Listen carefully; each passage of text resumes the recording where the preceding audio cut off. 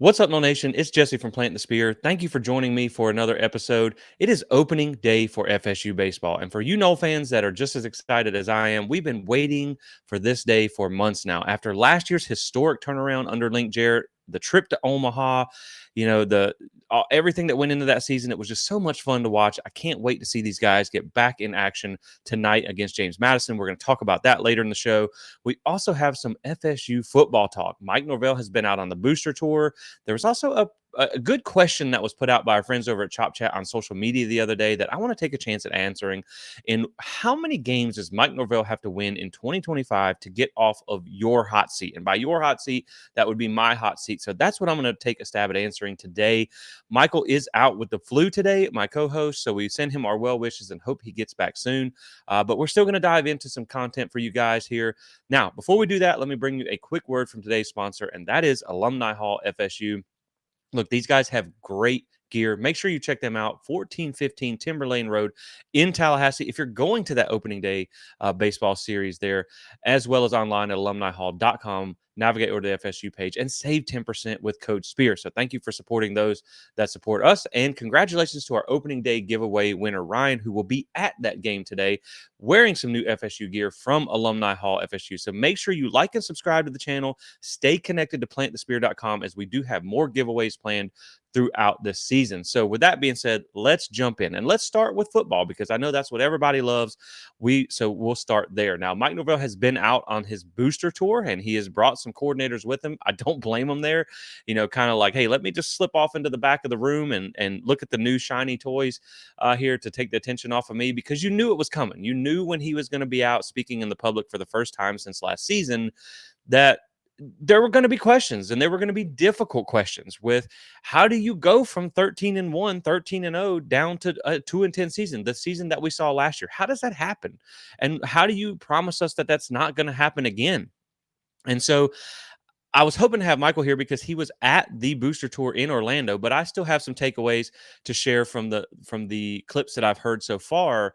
And I think he has done a good job at his messaging throughout these stops. Now, with that being said, I, like most of you Noel fans out there, we're taking everything with a grain of salt this year, right? We are not believing coach speak. We're not trying to hear it this year. And I know you're probably thinking, well, you guys got some stuff wrong too last year, but do keep in mind we are not credentialed, so we had to rely on the coach speak. We had to rely on the other media outlets that did get to watch practice.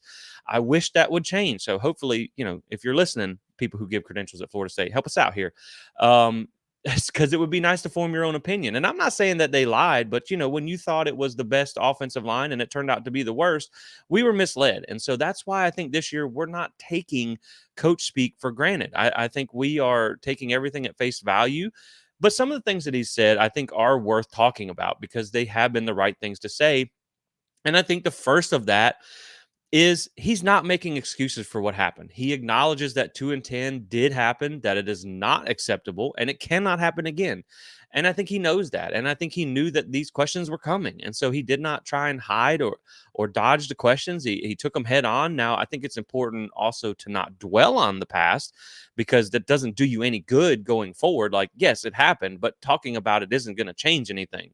So I do think it is important to acknowledge it and not hide from it, but also not dwell on it. And that's pretty much what he's done. He did even say that it's a learning opportunity. And as we all know, you learn from your mistakes. I mean, if you think about Mike Norvell's tenure, he's been a pretty successful coach throughout his career until he got to Florida State, and he's had some ups and downs. Obviously, the 3-6 year, the first season that he was here, I give him a little grace for that because it was, a kind of a mess that he took over in a COVID season. So he kind of, you had to do all kinds of things over Zoom and stuff like that. People feel differently about that. I understand, give him a little grace for that there, but he has not really been through a season like this. And so I think other than that one COVID season, which was kind of an animal amongst itself. And so I think you have to learn from this and you have to learn how to not do it again. And I think one of the things that he talked about learning from that, which we all saw, he didn't really even have to address this, was his body language throughout the season and how he just looked defeated sometimes. He did not handle the losing well. And I think that's a bad thing that he displayed the body language like that. But I don't want my coach to handle 2-10 well, right? You don't want that. You want to be mad that you went 2-10. But I do think, and most of you know, when you talk about the body language, most of you know that as my full time job is as a paramedic. And I often use, when people ask about that, I use the duck on the pond analogy, right? Where when you see a duck on a pond, its feet are kicking at 100 miles an hour under the water to move it around. But on top, the duck is just sitting there, calm as can be, cool, Joe Cool on the water. And so in my profession, that's how I have to be. Inside, I might be kicking my feet at 100 miles an hour, but I got to be smooth as glass on the surface, because if I freak out, someone else is going to freak out, and then it's not going to do anybody any good. And I think Mike Norvell needs to learn from that going into this year, whether good or bad. We've seen him really celebrate some things in the past where it was like, okay, Mike, don't let the moment be too big for you. You got to learn to handle it well, right? And I think because what he displays trickles down to everybody else, his staff, the players, the fans, the way things look. It looks bad when you look defeated in these post-game press conferences. It looks defeated when you're hanging your head on the sideline. And so I think that's one of the things that he's going to learn from as well. And I mean, again, remember, like I said, he's never really been through a season like this outside of that one with COVID, which was kind of its own animal. One of the other things that he talked about was finding an edge again. And now you could debate on why you lost the edge in year 5 of being here, but I do think everything that went into play with the snub and with the Orange Bowl and with the players opting out and things like that, I think it really did scar this program. And I really do think that had a lot of carryover into the offseason, and then, what happened last year. And so you do have to find that edge again. You do have to come out and be a team that plays aggressive, a team that wants to take your head off every week. And that's not something that we saw last year. We saw guys loafing a lot. We didn't see a lot of energy, a lot of excitement. They talked about in practice where the coaches had to force the energy. They were having to ask people to step up and be leaders. They were, like I said, not giving great effort at times on the field. You lacked leadership. And so I do think finding that edge again is a big part of getting back to being successful. There are teams that play above their talent level, and they do it because they're looking for a fight every time they go out on the field. And a lot of that starts in practice and being more physical in practice, which is something that I love that both coordinators talked about in their opening press conferences. They talked about being physical starts in practice. And I hope that's something that we see that, we here at Plant the Spear have been clamoring for a while. Like, we wanted to see them hit in practice, because some of these practice videos that you've seen come out are like, man, it's hard to turn on physicality on Saturdays when you don't practice it throughout the week. I know there's the risk of injury, but I mean, does it matter when you're going 2-10? So that's something I like to see as well. And that ties into what he said about having a fresh start with the new staff. And I do agree with that. I think that whether you love this staff or not, or all of the staff, I do think you're bringing in a much better staff than you had before. Now, I understand those guys got this program to 23-4 during that stretch. They had a lot of NFL talent at their disposal to do it. Now, they get credit for bringing in that talent as well and producing those wins. But a lot of those guys came from G5 schools or the major schools they had been at. They didn't have a whole lot of success. We know some of those guys weren't Mike Norvell's first choices when he got here, and he didn't really overhaul the staff a whole lot throughout the first 4 years before that 5th year hit. And it feels like there should have been some changes made earlier in his tenure, even after the good season. That's something that we thought. But now you're bringing in guys that come from Power 5 programs. You're bringing in, and I know his success is, behind him a little bit here with Gus Malzahn, but a guy who's won at the highest level, a guy who's been in a national championship game. And so I think this new staff, the fresh start, the messaging, knowing what it's like to win at a Power 4 program, I think that is going to pay big dividends going into the future here. And I do think one thing that they talked about as well is with I always want to call him Gus Norvell, but Gus Malzahn. I do like that there was some talk about how he was really kind of losing grip of being with a head coach with everything that has to go on right now with all the NIL and roster management and transfer portal and things like that. And so you're going to put him back into that OC role. But I got more on that later that I want to talk about when we get into the hot seat talk. I also think the player evaluations was a big topic that he talked about as well. And I think that is something where the lack of evaluations or quality evaluations last year has really made a lot of us turn our back on the portal. But we also lose sight that if it wasn't for the portal, this program probably wouldn't be where it is right now. We would still be trying to rebuild ourselves. And the portal got us to 23-4 and that ACC championship. And so I just want to see them get back to really nailing these evaluations, finding a Jared Verse on film for Albany when you're scouting Syracuse, not just taking guys from a program with a nice logo that is a backup for a reason. And I think that's a lot of what we saw last year. I even said, and of course I projected, I never in a million years saw us going 2-10 last year, but I did say after I watched the spring game, like when we went from Braden Fisk to Grady Kelly, I knew we were cooked. I knew we were in trouble. And so that's why one reason why I'm disappointed that we don't get a spring game this year, because we don't get to see this team in person. But, and the last thing I want to talk about from the booster tour is how they did talk about Norvell and Malzahn will blend offensive concepts. I think that does probably mean that Norvell is going to want to put some of his passing concepts in with Malzahn's running concepts, because he's very much a run-heavy coach. Norvell likes to pass. He usually uses the pro-style quarterbacks. You've already had 2 leave because of what this offense is going to look like. But I do think Norvell had a bad season last year, right? One of the worst offenses Florida State college football history, his history. But he's had good offenses in the past. So hopefully when you see the 2 minds combined, you can get back to the things that we saw at Tulsa back in the day, which were some of the most electric offenses in college football history. Now, is it going to work? And I think that's what leads us into the next segment of the show, which is the hot seat talk. And again, this is a question that was put out on social media by our friends over at Chop Chat. Kelvin asked the question on social media and wrote the article. And so make sure you check those guys out as well. They do a great job with their coverage of FSU. And I saw most of the replies on social media, and it got me to thinking, like, what would be my answer? How would Mike Norvell get off the hot seat, my hot seat, if I were making the decision in 2025? Now, one of the things that I think there's a few things that we need to go first things first, right? And I'm going to put this out in an article on plantthespear.com as well. So make sure you check that out to kind of get an in-depth take on this. But I think first things first that we have to start with is there's a few truths that we have to understand, right?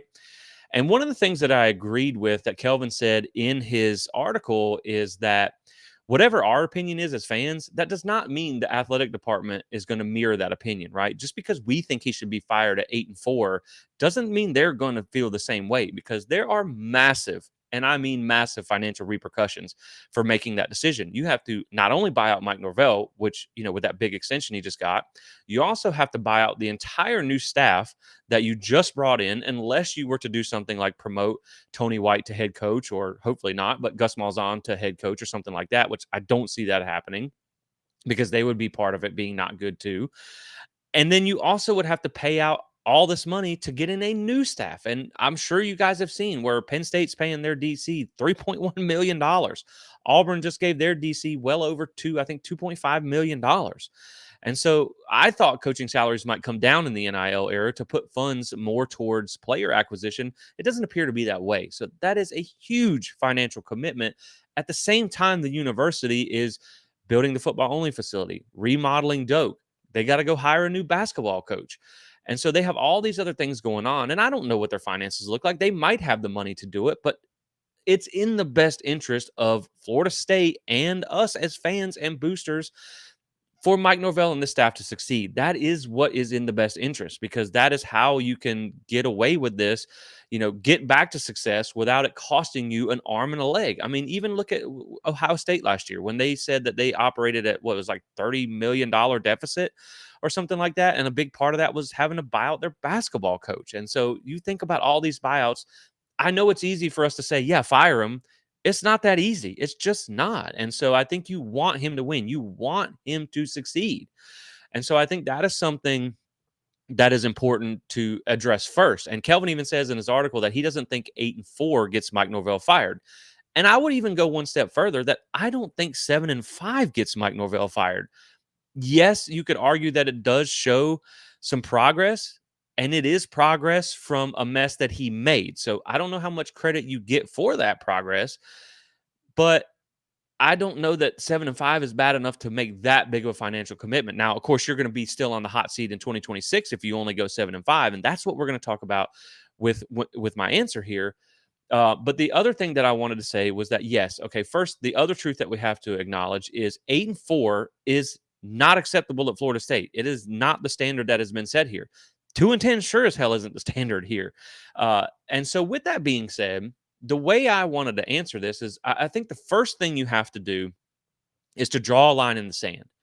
What is how many wins? And he I will give Kelvin credit. He did say realistically gets him off the hot seat. But for me, the difference for me here is even in a realistic scenario, I think you have to draw a line in the sand between what gets him another year and what gets him off the hot seat. Because, in my opinion, that's two different conversations, right? I think you can do enough to get another year and feel good about where the program's headed without it being getting you off the hot seat, because getting you off the hot seat means I trust you now. I trust that this is not going to happen. Things like last year are not going to happen again. I trust that you are going to be here for a long time. We are not worried about what's going to happen next year. So there's going to have to be a big gap to me between those two, what those two seasons look like. And I do think the first thing to say obviously is that it depends on what it looks like, right? And the thing is with Mike Norvell is, how quickly things can change. When you think back to after that ACC championship where they beat Louisville, Mike Norvell's seat was cold as ice. And we just thought, hey, we are back rolling. We're going to get into the playoffs, all this type of stuff. And then the snub happened. And that was not his fault. But the things that transpired after that really crunk the heat up on that seat. And then last year has that thing flaming hot. And so right now, I think you want to see in 2025 enough progress to ensure an unsure future. And I think that's really important, but it does depend on what it looks like. And I do think we have to keep in mind that Mike Norvell does get credit for the success that he's had, the 10-win season, the 13-win season. I think winning an ACC championship for the first time in a decade at Florida State, I think he does get credit for that, because there are a lot of good coaches at good programs that have not achieved that. I mean, you think about Miami, 21 years without an ACC championship. Florida, 100 plus years without an undefeated season. NC State, another solid program with a solid coach, hasn't won the ACC since I think this 1972. Has only had one 10-win season in program history, and so I think Mike Norvell does get credit for the success that he's had, especially knowing what he took over and how fast he was able to turn it into a winning program.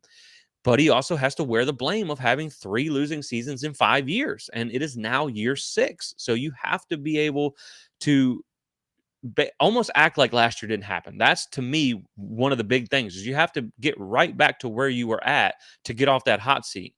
Now, the reason I say that a lot of it depends on what it looks like is because, let's be honest, guys, this is college football. And Mike Norvell has done a lot of good things off the field, in the classroom, behavior, but on the team. We don't have a lot of off the field problems. He's donated the money. He's restructured his contract to help the university out. He's doing all the right things. But winning on the field is still what matters. Putting butts in the seats, getting eyeballs on TV, having success on the field, that's still what really matters. And so I think when you talk about wins on the field, let's start there. Let's talk about on-field results and why I think it all depends on what it looks like. So when I look at the schedule for Florida State in 2025, assuming that Florida State is typical Florida State, where you are not worried about going into games against Pitt or against, Virginia or things like that, I think there are 7 winnable games on the schedule. Should win games. Let me call it that. Should win games. That's East Texas A&M, Kent State, UVA, Pitt, Stanford, Wake Forest, and Virginia Tech. Now, I say there is one toss-up game in there as well, and that is at NC State. And maybe this is just me as a longtime FSU fan who's traumatized by going to play at Carter Finley or in non-Saturday games. I'm sure most of you probably feel that way too. But I give that a toss-up, right? Because of just where it's at and when it is. And maybe it shouldn't be, but that's just, my FSU PTSD coming back. But then I think there are 4 games on the schedule where you are not going to be favored and you are going to have to pull an upset. And of course, that is Alabama, Miami, Clemson, and Florida. And so when we go into this, you know, if you win, the first thing you got to say is there is very little room for error to get where Florida State needs to be, right? If you lose any of those should win games, you now probably need to pull an upset to get to 8-4 or even 7-5. And so you have to win those should win games. But let's assume that Florida State wins every single one of those games, all of those 7. But then let's say that, and let's say they even upset NC State, right? Or not upset, but they go on the road and they get that win. Well, yes, that gets us to 8-4, which is much better than 2-10, and where a lot of the answers that everybody gave on Chop Chat's social media post, 8 wins was about where people wanted to be. To me, that depends on whether we're getting off the hot seat or not. That's good enough to get us another year, but let's just say you win those games and you show signs of progress. But let's say you lose, you go 8-4, you lose to both rivals, you get blown out by Alabama, you get blown out by Clemson on the road. Does that get you off the hot seat? No, not even close. Not to me anyway. I think sure you could have the conversation that it gets you another year, or even then, like let's say that you go 8-4 and you have a close loss against Alabama, a close loss against Clemson, a close loss against, say Florida, and then you upset Miami, but you lose to NC State. And three of those four teams go on to make the playoffs, because Alabama, Clemson, maybe even Florida and Miami could be playoff contenders. And so then all of a sudden, that 8-4 doesn't sound so bad. And so I do think that it depends on how it looks like, right? I think first and foremost, Florida State has to look competitive in every game. You can't come out and look like you did last year, just like an unmitigated disaster. You can't come out and lose 34 to 3 against Alabama and then lose by 30 to Clemson and then lose by 30 to basically all the good teams on your schedule. You can't do that. That's not getting off the hot seat, no matter if you go 8-4 or not, to me. And that's why I say this is a different conversation between what gets you another year and what gets you off the hot seat. To me, 8-4 does not get him off the hot seat. It only gets him another year. Again, depending on how it looks like. Like I said, if you go 8-4 with 4 blowout losses against the best teams on your schedule, yes, you're going to get another year, because I promise you, if he goes 8-4, he's going to be here in 2026. But that doesn't mean he's going to get off the hot seat, because that's not a good season. But again, going back to the previous example, if you go 8-4 and say you upset Miami at home, but and you keep it close with 3 playoff teams, that's not so much a bad 8-4 record. And we don't have moral victories here in Tallahassee. We don't. But you get what I'm saying. 8-4 can look a lot of different ways. And a lot of that depends on the standard that has been set at the program you're coaching at. And I think a great example of that is if you look back to last year, 2 programs that are a great example of this are, look at South Carolina. South Carolina went 9-4 last year. I think they won like their final 6 games or something like that. Maybe they lost the bowl game, but they were on a winning streak. They were in the running, trying to, make their bid for the playoffs and things like that. They should have beat Alabama. Shane Beamer came into last year on the hot seat, and then they had the first game, I think it was against Old Dominion, where they snuck away with a win. And they hammered Kentucky the game after that, and it switched the view of things. But one 9-4 season got Shane Beamer off the hot seat. Now you switch over to Alabama. Kalen DeBoer comes in, takes over for Nick Saban at a program where the standard has been set high. The bar is high at Alabama from the success that they had under Nick Saban. Well, all of a sudden, 9-4 looks terrible. They lost to Vanderbilt. They got blown out by a 6-win South Carolina. They lost their bowl game, and fans are ready to break out the pitchforks and run Kalen DeBoer out of town. And so, again, that record can look totally different depending on how it shakes out, and also depending on the standard at your program. And that's why I think when you talk about Florida State, it's not an easy place to coach, because that standard is high. A 9-4 season at South Carolina might be great for them, but it's a disappointment for us. And so I think that, and that's not, I'm not trying to knock on South Carolina. I know they're a decent program, but the point is where you're at Florida State and where the expectations are. 8-4, 9-4, things like that. That's not good enough. But I think knowing that you came from 2-10, it's good enough to get you another year. But to me, to get off of my hot seat, again, not to get another year, but to get off of my hot seat, I'm thinking you need to go a minimum of 9-3 or probably 10-2. And I think the only losses would probably need to be close losses to like Alabama, Clemson, maybe Miami or Florida, like two of those teams that are in contention for the playoffs. I think you need to compete for the ACC championship, like actually be in the game, whether you win it or not. I think you need to be in the game. And then I think you need to look competitive in every single game. If you were to lose 2 games or 3 games, I think it needs to be 1-score losses, because again, for me to be like, you are no longer on the hot seat and I feel good about you going forward, I think you need to, again, act like last year basically didn't happen. You need to be at that 10-win level. You need to be competing for the conference championship. You need to show that really drastic turnaround. And I think it needs to look good while you're doing it. That, to me, is what gets off the hot seat, not just doing good enough to get another year and then let's see how it looks in 2026. That's a different conversation. Now, I will say, because it is year 6 for Mike Norvell. Let's remember that too. And let me say this: I am as pro Mike Norvell as anybody else. I want him to win. I want him to be successful. He is our coach, and I am cheering for him. He's a great guy, and I think he would be great to be the successful head coach at this program. But some of the other factors that I say when we talk about getting off the hot seat, we've established kind of what the on-field results look like. It needs to be at a certain level, and it needs to look a certain way. Because if I mean, again, you lose to both rivals and you get blown out against tough teams, you're not going to be feeling like he's off the hot seat no matter what the record is. So it needs to look a certain way. Some of the other things that I think here are, one, recruiting progress. I think that's another thing that's important that we need to see. That's been a real hot button issue since Mike Norvell has really arrived at Florida State, is that we have yet to land a top 10 class. Now, he's come close. He's had the number 12 class. And I do think that I am very much encouraged by what the staff did, from picking up things that were in shambles, class in the 50s, got it up to 20, top 20 class by signing day, got some big flips there at the end of the recruiting cycle. I think they did a really good job. And that gives me hope for the future that this staff is going to be able to finally land one of them top 10 classes. And I know sometimes star ratings and class ratings can be overblown. But I do think that and this is not what I think, actually, this is what I know. When you look at the teams that compete consistently for national championships, they consistently sign top 10 classes. And so I think I think you need to see that progress as well. What if Florida State were to go, let's say they go 9-3. Some of these teams aren't what we thought they were. Maybe they're just not as good as we thought. And Florida State goes 9-3, but your recruiting class is 28th or something like that. You're still going to be like, man, come on, right? But what if Florida State goes 8-4, whether it's good or bad, from a perception standpoint, but they have a top 5 class and things are starting to look better. They have a lot of late season momentum.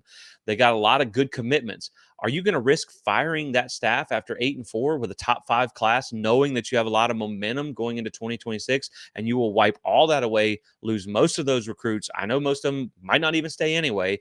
That's not something I would be willing to risk. And so I think the recruiting aspect makes a big difference too. And then the last thing I would say here is I want to see proof of concept in these hires, because let's be honest, when he hired Gus Malzahn, I almost said it again. When he hired Gus Malzahn, I think it's going to end up being a good hire, right? Because I think getting him out of that head coaching role and everything that comes with that and letting him just call an offense, letting him just focus on offensive game planning, I think he'll be good in that role. But that did not come without a lot of heartburn by Florida State fans. Like, hey, this guy hasn't been successful in a long time. Now he had good offenses at UCF, but you get the point. And so if he was willing, Mike Norvell was willing to risk his future on a coach that came with a little bit of trepidation amongst fans, you need to see that that was a good decision. Why did you choose to do that when you could have went out and got, different guys like a Brendan Marion or something like that? I think the Tony White hire is going to be great, but let's be honest. If Tony White does good at Florida State in 2 to 3 years, we're probably going to need another defensive coordinator because he's going to move on to a head coaching role. He's already interviewed for head coaching jobs in the past. And so you are going to want to know that you can trust Mike Norvell's hiring process. Now, he is someone that has been praised as a good hiring coach in the past. But I would say that guys like Atkins were a bust. Love Dugans as a former Knoll, that was a bust. Randy, why? And things like that. So that's the other thing that I want to see. I want to see the on the field results. I want to see the recruiting progress. I want to see the proof of concept by the guys you chose to bring in to rebuild this program. That's what I need to see before I'm quote unquote willing to take you off my hot seat. Now, they can do a lot of things to make it look better to get another year into 2026, which is what outside of utter disaster, like less than 6-6 and not making a bowl, I think is going to be the case anyway. I think that's what's going to happen. But I do think that to get him off the hot seat, let's be honest, guys, like last year was a breach of trust amongst FSU fans. We thought that we know it's probably not realistic to go out and win a national championship every single year, right? You don't see a lot of dynasties built anymore, and even the ones like Alabama that was built, it's questionable right now. Georgia's having a hard time sustaining. Clemson's not who they used to be, but we never in a million years thought 2-10 was in there, and now that we know that is in Mike Norvell's realm of possibility, it's going to take more than 8-4 to rebuild that trust for me, and I'm sure for most of you. We're going to have to see repeated seasons where the success is sustained. I don't know that he can get off my hot seat in 2025. If we're being honest, I think he can go a long way for rebuilding that trust and getting off the hot seat in 2025 by having a good season, by going like 10-2 and winning, or 10-2 and winning the ACC, or whatever the case may be, 10-3, winning the ACC, and maybe even sneaking into the playoffs. Yeah, sure, that's going to go a long way into rebuilding that trust. But I don't know that 2025 there's enough there, knowing that 2-10 was in there, knowing that we've had 3 losing seasons in 5 years now. So he can go a long way in doing that, but it's going to have to be better than 8-4. I can say that. But again, I do think he can start on building that bridge, right? Repairing that road of trust with the fans and with the program, because I do think he is a good coach. And like I said, he gets credit for keeping in mind that he did go 10-3 and then 13-0 until things that happened that were out of his control. And I don't think it's a good thing to get in the cycle of hiring and firing coaches repeatedly. And so I do want it to work out with him. But I thought that was an interesting conversation to have. And I'm sure most of you probably have a number in your head too. But I thought it was interesting where most fans said 8-4. And that's why I said, well, I think 8-4 is good enough to get another season. You can get 2026. And I think they're going to do that even at 7-5. But the standard is the standard at Florida State, and 8-4 is not getting you off the hot seat. Look, you either win or you get fired here. That is the way it works. I'm sorry. You signed up for a standard that you knew. This is not an easy place to be a coach. And so I definitely think that I'm excited to see how next season shakes out, but I don't know that he can get off of my hot seat until I see sustained success at a level that's better than 8-4, because 8-4 is not success. Now, again, like I said, 8-4 can look a lot better, and 8-4 can also look bad. And so we need to see how it looks. It needs to look like a competent, well-coached team that is competitive, that plays hard, that's physical, that goes out every week and puts up a fight in every single game. They're making recruiting progress, and these coaches look like they were great choices to bring in. So that's really my answer to the question posed by Chop Chat. If you're watching on YouTube where you can comment, let me know below what you think. What is your number? Can he even get off the hot seat for you guys this year? Because again, man, I think it's going to be really interesting. And I do think they're going to have a big turnaround this season. But, like I said, there's a long way to go to rebuilding that trust. So let me know what you guys think. Now, with that being said, let's talk about opening day for baseball. Look, this is a day that I know a lot of you guys have been excited about as well. After last year, that team had a massive turnaround. Talking about big turnarounds, Florida State was terrible in 2022. And then in 2023, or 23, then 24, they had a massive turnaround, made it all the way out to Omaha, one of the last 4 teams standing. That's what we need from our football program. Maybe Link can give Mike a pep talk going into the season, but it's a similar process here with Florida State baseball. They lost a lot of their big offensive weapons coming into this year. They're a preseason top 10, consensus top 10 team, and this is their chance to prove that. Now, it's go time, right? There's no more preparation. Talking season is over. Time to lace up the spikes and get to work. And that's where we're at this weekend against James Madison. Now, James Madison is a decent team. Last year, they went 36-25, 17-13 in the Sun Belt. Florida State does hold a 6-0 advantage all time against them. This was a pretty good hitting team last year, batted just under 300 at 297, averaging 7.3 runs per game. So the thing is, though, and again, I want to remind you guys, depending on when you're watching this, they may already be playing. We do have previews for Florida State baseball, offense, defense, pitching. We also have a James Madison series preview, all that stuff over at the website. Make sure you go check that out. But this team lost 6 of 9 starters from last year, so they got a lot of pieces to replace too. And I feel like what Florida State has done in replacing their starters is going to give them an advantage in this game because, again, James Madison is not a terrible program, but it's not like you're rolling in against maybe some of the really, downtrodden programs that you have coming up on your schedule. Last year Florida State baseball started, I believe, 19-0, but they really didn't play any tough series early on in the season. They had a lot of chance to get ramped up before they eventually went up to Clemson, and they did lose that series. But this one is kind of a decent test before you get some weaker teams coming up on the schedule. And of course, they have almost murderer's row coming up on their ACC schedule. They got a lot of ranked teams coming up. But again, James Madison is the team that lost 6 of 9 starters last year, as well as some pitching, some of their top pitchers as well. So I think Florida State's going to do well this weekend. Now let's talk about the pitching matchups here. Friday night, 5 o'clock, ACC Network Extra is where these games will be streaming. And man, I don't know if there's anything sweeter on Valentine's Day than getting to watch Jamie Arnold take the mound again, because this is one of probably the undisputed best pitcher in the country right now. Left-handed ace Jamie Arnold is going to get the start for Florida State on Friday night as expected. He is the anchor of this weekend rotation.